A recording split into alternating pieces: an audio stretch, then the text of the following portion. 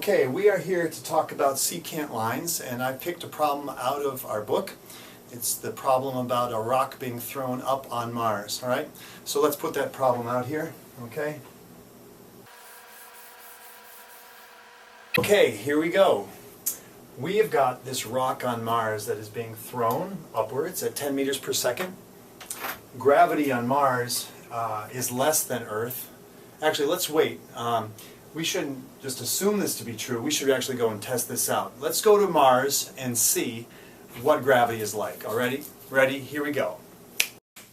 Wow! Here I am. What a view! Okay, while we're on Mars, let's check out Martian gravity, shall we? I picked up a piece of Martian rock here, and I'm going to throw it up and see how long it takes to come down. Ready? Kind of slow. There we go. So, I'd say we go back to the classroom and do the calculations, okay? Okay, I'm back. All right. Gravity is less on Mars. Let's solve this problem. Here we go. We've got these intervals from 1 to 2 seconds, from 1 to 1.5 seconds, from 1 to 1.1 seconds. Over that interval, we can find an average velocity. We do that by just simply finding the slope of these 2 points, all right? So if I plug in 1 second to get my initial point at the beginning of each interval, 1 is going to be 10, and then minus 1 squared, 1.86. That's going to give us 8.14. So we know that our initial point is 1 and 8.14. Our second point then is going to be 2, comma, well, 2 squared is 4. 4 times 1.86 is 7.44.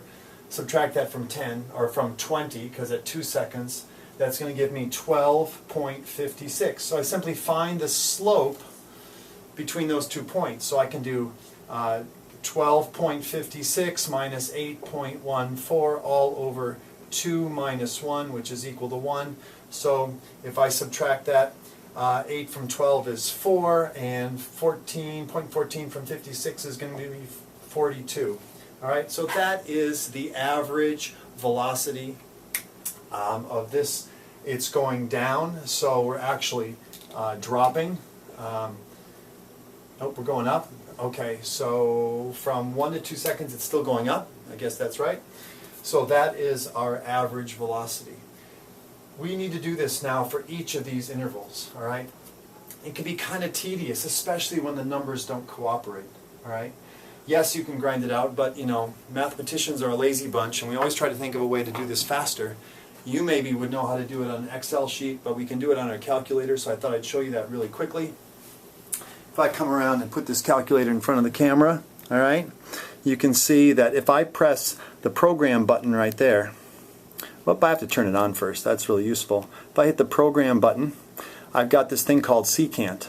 I went over and created a new program, named it Secant. I'm going to edit it now just to show you what it looks like, and it's really simple. I'm using my initial point here. My x value is 1. I'm just storing that as the variable a.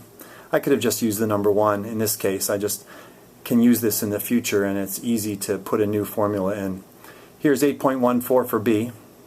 And then I'm going to display the floating point is the end point. All right, I can teach you how to do this if you don't.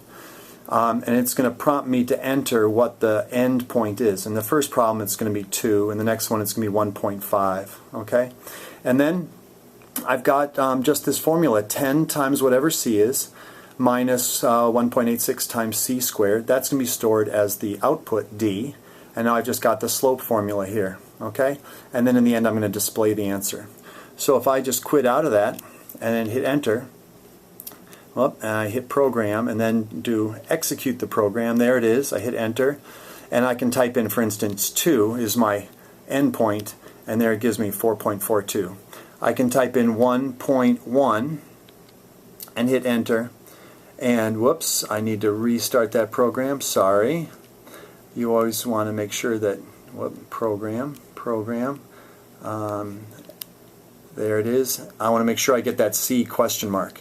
If I type in 1.1, I will get that as the average velocity over that smaller interval. I hit enter again, and it'll give me the C with the question mark. Now I can type in oh, I should have done 1.5, but anyway, I'll just jump to the end, 0.1, and that's that, 6.26, and then I can do enter again, 1.001. You see this is a lot faster, and I'm a lot more confident that I haven't made a mistake, and it's a lot less tedious.